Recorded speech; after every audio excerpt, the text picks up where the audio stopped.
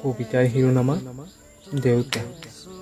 দেউতা, তুমি কিয় ইমান উদাৰ? প্ৰতিজন সন্তানৰ বাবে হেনো দেউতা শব্দটো ইমান উদাৰ। অ' দেউতা, কথা এটা আজিয়ে ভাবিছোঁ।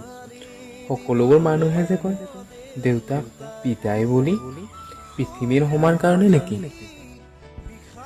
কোনোবাই জানেনে?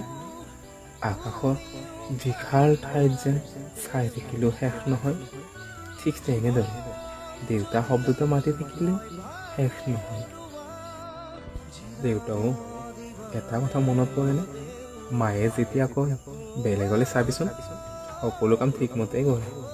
আৰু তইনো কি কৰিছ?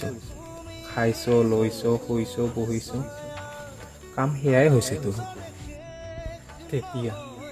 তেতিয়া তুমি যে কোৱা, ঐ শুনিছনে, বেলেগৰ উপমাৰি কথা নকবা, ডাঙৰ হৈছে, বুজি পাব নহয়। তেতিয়াই মাৰ কথা শুনি টেবুলত বহা ল'ৰাজনে তোমাৰ এষাৰি কথাতে কিতাপ জাপি সমানে সমানে লগত বহি তোমালোকৰ লগত কথাৰ ভাগ লওঁগে। মই নাজানো দেউতা, তুমি ভবাৰ দৰে মই হ'ব পাৰিছোনে নাই, কিন্তু দেউতা, তুমি দিয়া জ্ঞান, শিক্ষামতে ডাঙৰ সন্মান, সৰুক মৰম সদায় দি আহিছোঁ দেউতা। দেউতা, আমি ডাঙৰ মানুহ নহয়, আৰু আমাৰ বেছি পৰিমাণে ধনো নালাগে।